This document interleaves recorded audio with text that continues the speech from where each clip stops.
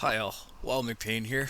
In this video I'll be covering the Solstice Guild 10-man run through the Gunship Battle in Icecrown Citadel. First off, this by far is one of the funnest raids, events, bar none, like the best amount of hilarity I've ever had in any of the guild runs. I'll explain why in a minute, but first of all, after you defeat Lady Death Whisper, you'll all get on a circle like this, and it'll elevate you up to the next floor, which is the gun battle. The Alliance will go to the left, the Horde will go to the right, and you want to clear all the mobs on the way. Once those are down, you'll have one final fight with this dragon here, and then you are free to play and have some fun. What kind of fun, you ask? Well, first of all, jetpacks. Jetpacks are a shirt item. You need to equip them, and you can have a hell of a lot of fun with them.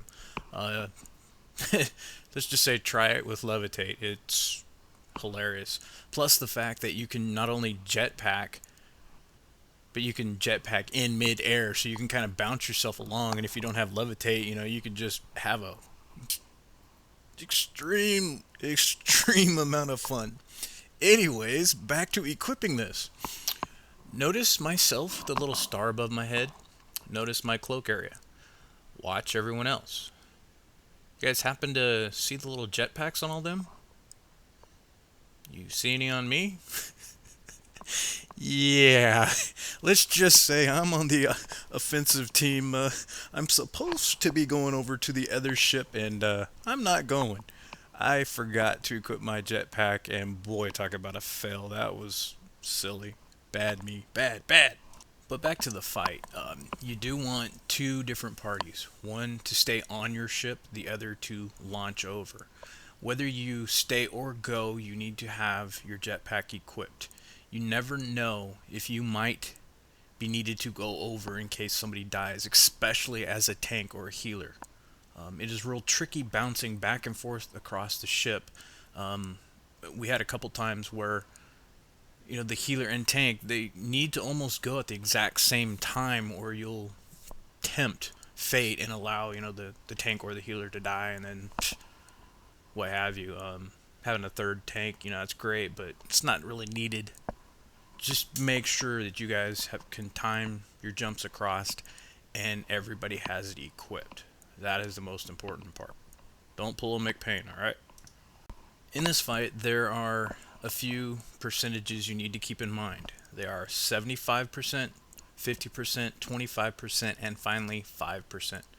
5% doesn't matter as much because this fight is almost over at that point.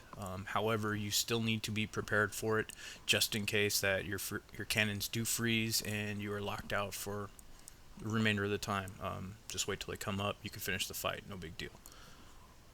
Now, what happens at those percentages?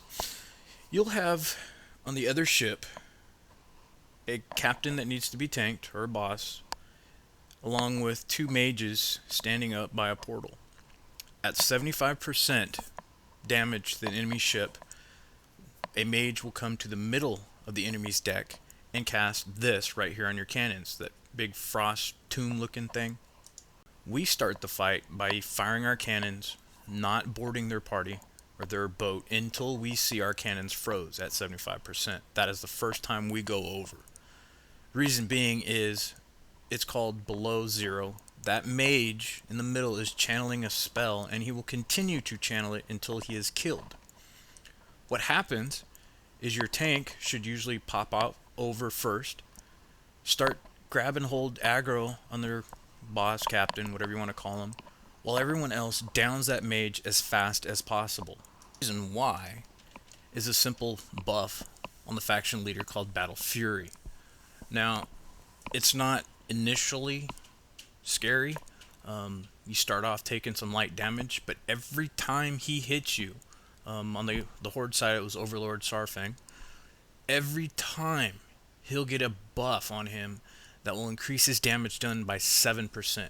Now, it was only 5% here because it was a 10-man, but it gets worse and worse. Every time he hits you, not only will it originally add a new stack, increasing the damage, but it was only a 20-second buff. Now it's refreshed. So you do not want that tank being hit consistently for too long. Matter of fact, we had a set rule that we were going to leave no matter what before he gets up to 20 stacks. That went out the window quickly. You really want to be out by like 5, no more than 12. The reason being is it starts hitting, in the 20k plus damage range real quickly. His main melee didn't hit pretty hard. Even with the Battle Fury increasing, it's not that bad. But his cleave started smacking me extremely hard. And even with cooldowns and potions and all that stuff, with that thing combined with this Battle Fury at like 5 stacks, it was at the point where the healer almost could not keep me alive. You do want to make sure he is dead and fast. It's not a joke. The other thing, if you are on your initial boat, I don't know if that is having projected textures enabled on my computer or if this is what everybody sees. Where these rockets land, you should see this mushroom looking light type pattern. Looks like a clover maybe. That is where a rocket will be landing, doing a nice amount of AoE damage. If you see those, you want to back out of them. Same time, you'll notice portals popping up on the ship. They will spawn about 3 mobs, one of them being a sergeant. He's the largest size person there, so you want to target him first and down him as quick as possible. He does his whirlwind, he has a mortal strike light attack. Most of it can be handled by just the tank, but any DPS on your boat, take care of them as fast as possible. Now, I wasn't on the cannon, so I really can't get into it as well. But there's 2 attacks on the cannon. One is just a basic, fire at the gunship, does a little siege damage, but it builds heat. You want to build your heat as fast as possible, that way you can launch your major attack, Incinerating Blast. It's a lot more siege damage the higher your heat is. However, I don't know what the end stack is, if it's 100%, if it's more heat, but you do not want to get that far. Make sure you pop the Incinerating Blast before the end of your heat bar. Otherwise, it will overheat and you won't be able to use your cannon, for like the next 10-15 seconds. It may not seem like a lot, but the cannon is your only way to win this fight. So you have to make sure you don't let it overheat, and you have to pace yourself when it's frozen.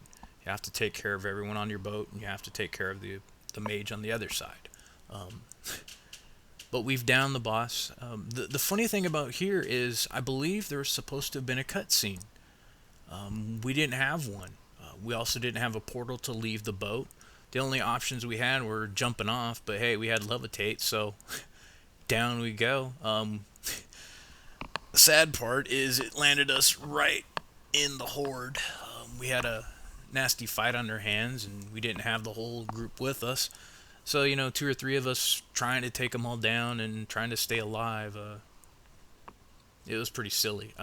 I don't know what was the issue, why we couldn't, either redock or whatnot, but hey, we got to levitate.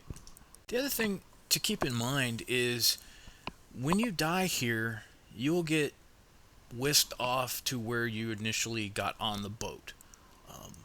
I don't know if it took a couple of minutes. I don't know if it was automatic. But it did bring our corpse back to where we got on the boat. That way, if somebody was DI'd or whatever, they could res, everyone. And that was real handy. And Gunship Battle. And now, Deathbringer Sarafang. Ha ha ha!